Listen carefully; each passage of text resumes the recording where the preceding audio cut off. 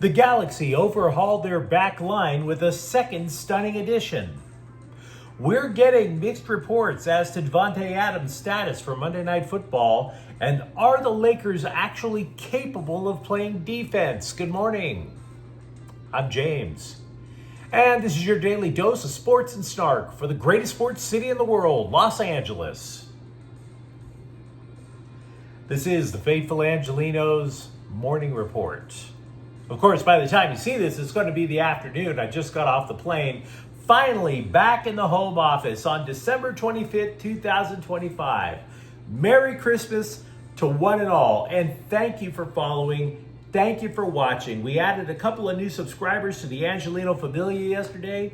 We are going to do our absolute best to keep you informed, even on holidays. And if you like being in the know about LA sports, clickety-clack the like button. Clickety-clack the subscribe button. There's a notification bell. Hit that. It'll let you know when we drop an update. Sharing is caring. Let people know we exist. And by all means, comment. Now, before we go through the news and notes, a quick look at the scoreboard. There were no games involving LA teams yesterday. Meanwhile, today, Houston is at the Lakers at 5 o'clock. Now, with that out of the way, what do you say we get to the news? Because it's been a long time since we've led a clip with MLS soccer. Dare it be said that the Galaxy are going to finally play defense. A back line that conceded 66 goals last year. A back line that humiliated itself more than your ex-girlfriend begging for you back at 2 a.m. And they are about to add yet another monster to the back line. Justin Hawk, whose work with NYCFC helped the Pigeons reach the Eastern Conference Finals. He is on the verge of signing with the six-time MLS Cup champs. This comes after the Galaxy added a former MLS Defender of the Year in Jakob Glesnes via a trade with Philadelphia. The Galaxy, simply put, have added two of MLS's top defenders. And this is a hell of a move on multiple levels.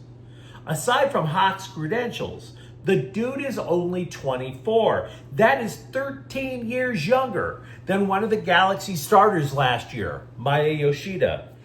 11 years younger than reserve Matthias Jorgensen, who goes by the name Zanka. He also goes by another bunch of names that shouldn't be mentioned while we are celebrating the birth of our Lord. This is just splendid news, because last year, that wasn't a back line the Galaxy had. That was an escort service. And considering the age for an escort service, those were some ran-through cougars out there. Moreover, Hawk can play midfield in a pinch, so this offers roster flexibility. Now, there are still legit questions that the Galaxy face. Their defense of the 2024 title ended with arguably the worst season in franchise history. When you're that bad, changes have to be made. Nobody's job should be considered safe. As for 2026, though, again, more change should be on the horizon. The Galaxy could use a better striker. Midfield depth would be an absolute delight. After all, their best player, Ricky Puig, didn't play all season. There's a respected MLS reporter that suggested an upgrade in goal. But you know what? I'm going to reverse field. From where I sit, the primary concern is still what the hell happens with the back line. In other words, I'm not talking about adding more players. Was the Galaxy's craptacular defense a bug in the system, or is it the system?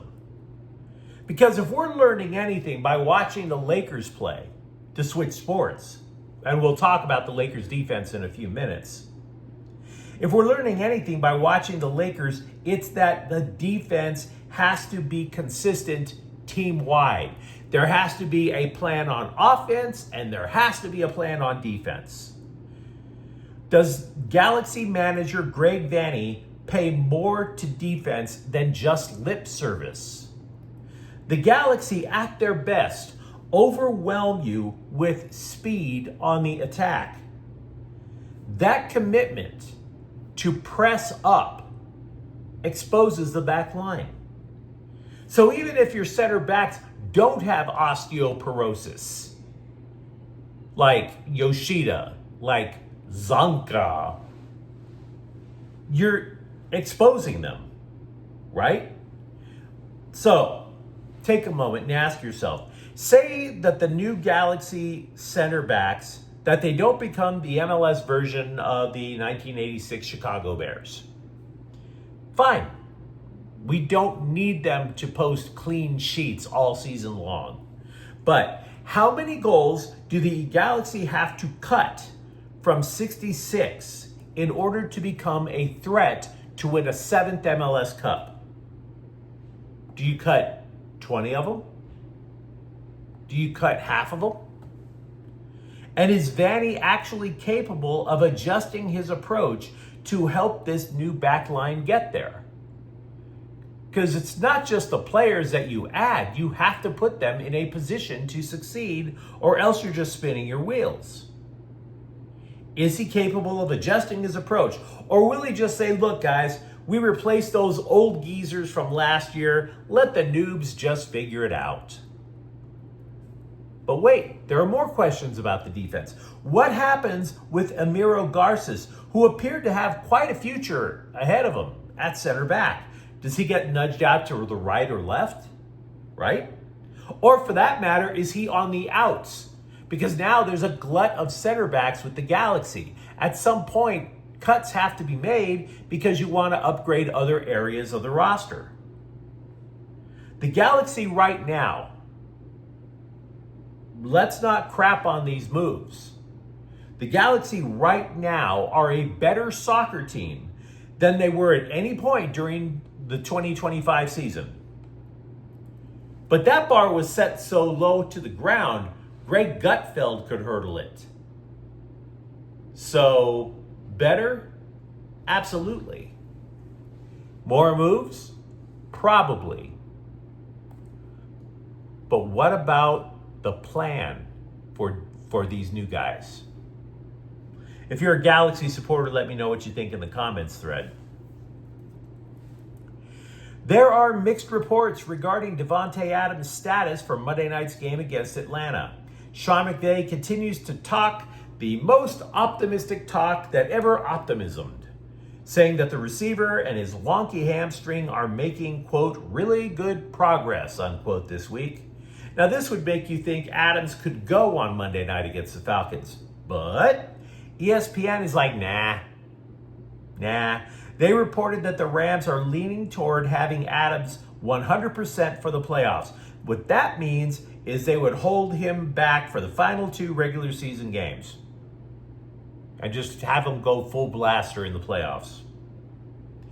The latter option, the ESPN report, would actually go along with the recovery time for a hamstring strain. 3 weeks. Longer timeout would indicate a possible tear. Now, Adams' hamstring has been an issue all season. He missed games last year, or I should say he missed games earlier this year due to the hamstring. Also, the Rams took corner Roger McCreary off injured reserve.